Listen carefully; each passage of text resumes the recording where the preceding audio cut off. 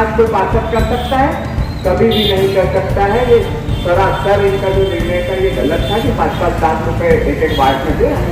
ये पूरी तरीके से जो इन्होंने जो ये 5-5 लाख रुपए दे दिए सब गलत था। उसके बाद आप देखिए नालियों का निर्माण हो रहा है, यहाँ पर एक नाली बन रही है और उधर SDRF योजना में 16 करोड़ रुपए के नाले हैं। हमने उसकी भी जांच का आवेदन दिया लेकिन वो भी पेंडिंग पड़ी हुई है। नगर निगम में आप कोई सा भी काम करने के लिए आओगे तो आपसे कमीशन मांगा जाएगा।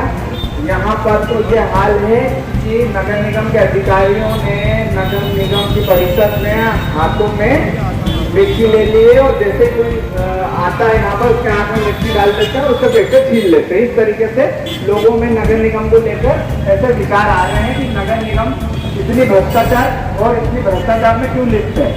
जैसे कि हम लोगों ने अभी विपक्ष के नाते हम 13 पार्षद हैं, हम 13 पार्षदों का भी 6 महीने से उन्होंने काम रोक दिया है, जिसमें मैं नेता प्रतिपक्ष हम लोगों ने अभी आवाज उठी कि कहीं हम लोग जगह पर गए थे, SDRF योजना में नालों में घोटाला हो रहा था, हम वहाँ जाँच करने के लिए गए थे। हमारे साथ इंजीनियर साहब भी गए थे, हमारे सराफत हुई है और हमारी पूरी टीम गई थी, लेकिन सारे ठेकेदार एक हो गए और उन्होंने विपक्ष को दबाव बनाया कि इनको वहाँ पर मत जाने दो। तो ये कौन सी बात हुई? क्या नगर निगम ठेकेदार चला रहे थे? उसके बाद फिर आप देखिए मैंने एक विषय पर भी मैंने एक आवाज उठाई थी तो सारे ठेकेदार यहाँ पर लामबंद हो गए थे और बोलते हैं कि हम नेता प्रतिपक्ष के वार्ड में काम नहीं करेंगे। तो आप देखिए इसका अंदाजा लगा सकते हो कि ठेकेदारों ने अपनी ठेकेदारी के बल पर नगर निगम को खरीद के रखा है। जनप्रतिनिधि हो, अधिकारी हो, कोई भी हो, ठेकेदार की जुबान बोलता है। आप देखिए पूरे मध्य प्रदेश में 16 नगर निगम है।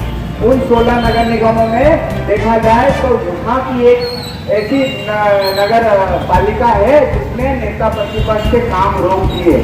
मतलब इनका सीधा सा ये है कि आप आवाज मत उठाओ, अगर आप आवाज उठाओगे तो आपकी आवाज दबा दी जाएगी। लेकिन मैं इनको कहना चाहता हूँ कि कान खोल के सुन लो, हम विपक्ष हैं, हमारी ड्यूटी है कि अगर नगर निगम में एक जरा सा भी पाइप का अगर कोई धंधा हो रहा है तो उसको उजागर करना हमारा काम है और हम वो करेंगे। आप चाहे हम पे कितना भी दबाव बना ले, हम डरने वाले नहीं है। हमारे साथ पूरी कांग्रेस पार्टी मेरे साथ हमारे साथ है, पार्षदों के साथ, और हम खंडवा में विकास के लिए आए हैं और हम पक्ष और विपक्ष दोनों का काम होता है विकास करना, पर लेकिन पक्ष भूल चुका विकास करना, वो अपने विकास में लग गया था। हम उनको याद दिलाते हैं कि खंडवा में जनता ने आपको आपके विकास के लिए नहीं चुना है, आपको खंडवा के विकास के लिए चुना है। महापौर जी ने बोला था कि हम जैसे हमारी परिषद करेगी हम महापौर कॉल सेंटर बनाएंगे, हम हेल्पलाइन बनाएंगे महापौर की, जिसमें हमसे आम नागरिक हमसे शिकायत कर सकता है। लेकिन आज 385-90 दिन हो गए, कहाँ है? आपने नहीं बोला था आपके घोषणा पत्र में था ना कि हम महापौर हेल्पलाइन बनाएंगे, तो कहाँ है? ऐसे अनगिनत इन्होंने जो वादे किए थे एक भी जमीनी स्तर पर नहीं उतरे हैं। सिर्फ भ्रष्टाचार हो रहा है और नगर निगम में शहर में सारे लोग बोल रहे हैं कि हमसे गलती हो गई है, हमने इतने सालों में बीजेपी को जिताया है तो बीजेपी हमारे साथ धोखा कर रही है, हमारे आंखों में मिर्ची डाल रही है। तो आप देखिए विकास कार्य के लिए, वार्ड के विकास कार्य के लिए हमेशा नगर निगम में आते हैं और उनकी समस्या बताते हैं, लेकिन नगर निगम के अधिकारी कर्मचारी उनकी आवाज को दबा देते हैं। अभी पूर्व में बड़ी बड़ी लाखों रुपए की योजना की खबर छपी थी। MIT के सदस्य जो बीजेपी के मंत्रिमंडल में खंडवा में है, उनके यहाँ लाखों करोड़ों रुपए का काम हो रहा है। ये हम उनसे ये आग्रह करते हैं, निवेदन करते हैं। आग्रह और निवेदन के बाद में और कुछ भी होता है, हम महापौर से भी कहना चाहते हैं, कमिश्नर से कहना चाहते हैं और जितने नगर निगम के अधिकारी है ये सुन ले कि ऐसा नहीं चलेगा कि जनता ने आपको चुन के भेजा है महापौर को कि उनका ये परिबंधन तो दायित्व बनता है एक चश्मे से सबको देखा जाए।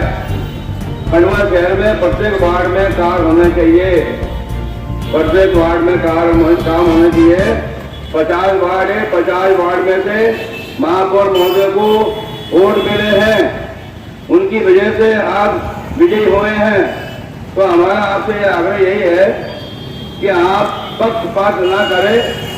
विपक्ष तो बोलते रहेगा, विपक्ष तो आवाज उठाते रहेगा, चाहे वो केंद्र सरकार का हो चाहे राज्य सरकार के में बोल बैठे हैं विपक्ष के नेता या खड़ुआ में, इनकी आवाज कोई दबा नहीं सकता। तो हम इतने कहना चाहते हैं कि जो रामकृष्ण वार्ड के जो पार्षद है उनके जो भी समस्या है, मूलभूत सेवा जो भी समस्या है उसका निराकरण करें और उसको करें। हम आपसे आग्रह करते हैं